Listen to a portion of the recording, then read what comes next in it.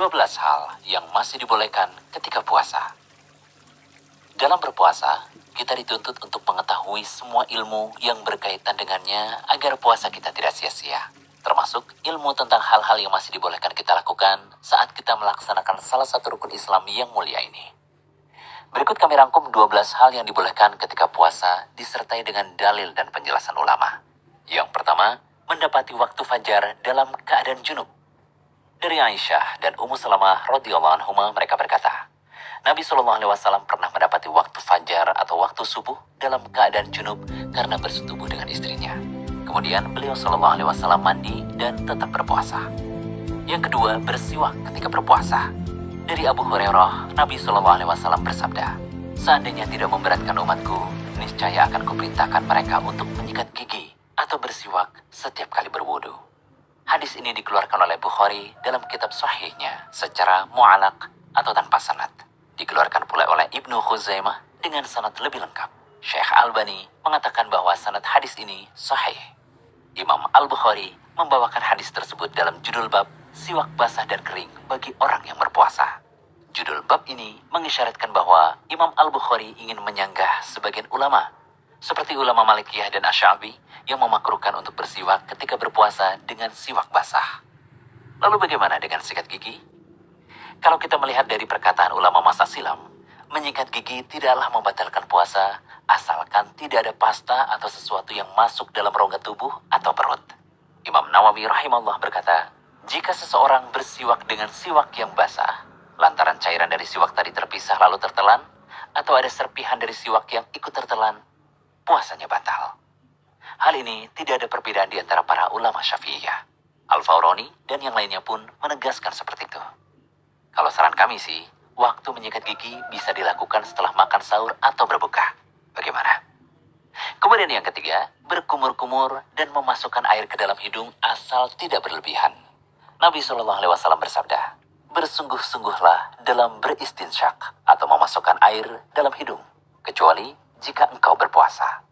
Ibnu Hajar rahimahullah mengatakan, jika dikhawatirkan sehabis bersiwak terdapat sesuatu yang basah di dalam mulut, seperti sesudah berkumur-kumur dan masih tersisa sesuatu yang basah di dalam mulut, maka itu tidak membatalkan puasa walaupun sesuatu yang basah tadi ikut tertelan. Keempat, bercumbu dan mencium istri selama aman dari keluarnya mani. Dari Aisyah radhiyallahu anha, beliau berkata, Nabi SAW biasa mencium dan mencumbu istrinya sedangkan beliau dalam keadaan berpuasa. Beliau melakukan demikian karena beliau adalah orang yang paling kuat menahan syahwatnya. Kelima, bekam dan donor darah jika tidak membuat lemas. Dari Ibnu Abbas radhiyallahu anhu berkata bahwa Nabi SAW berbekam dalam keadaan berihram dan berpuasa. Anas bin Malik radhiyallahu anhu ditanya, apakah kalian tidak menyukai berbekam bagi orang yang berpuasa? Beliau berkata, tidak, kecuali jika bisa menyebabkan lemah. Imam Asy-Syafi'i mengatakan, jika seseorang meninggalkan bekam ketika puasa dalam rangka kehati-hatian, maka itu lebih aku sukai. Namun jika ia tetap melakukan bekam, aku tidak menganggap puasanya batal. Yang keenam, mencicipi makanan selama tidak masuk dalam kerongkongan. Dari Ibnu Abbas radhiyallahu anhu, ia mengatakan, tidak mengapa seseorang yang sedang berpuasa mencicipi cuka atau sesuatu selama tidak masuk sampai ke kerongkongan. Termasuk dalam mencicipi di sini adalah mengunyah makanan untuk suatu kebutuhan, seperti membantu mengunyah makanan untuk si kecil. Kemudian yang ketujuh, bercelak dan tetes mata. Al-Hasan Al-Basri mengatakan, tidak mengapa bercelak untuk orang yang berpuasa. Dikeluarkan oleh Abdul Razak dengan sanad yang sahih.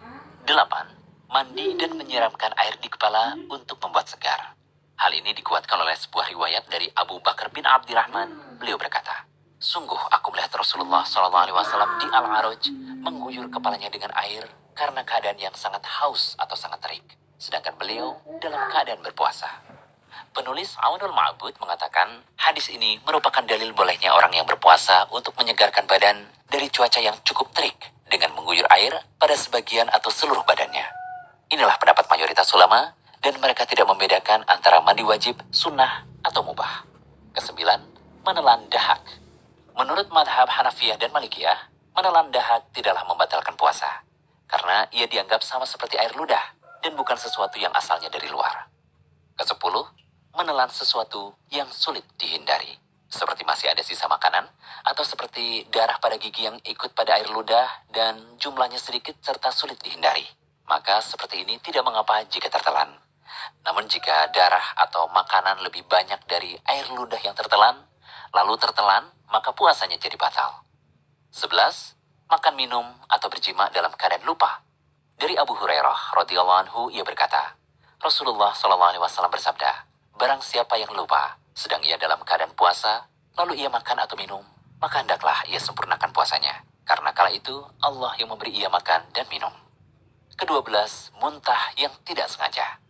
Dari Abu Hurairah radhiyallahu anhu, Nabi SAW bersabda, barang siapa yang muntah menguasainya atau muntah tidak sengaja, sedangkan ia dalam keadaan puasa, maka tidak ada qada baginya.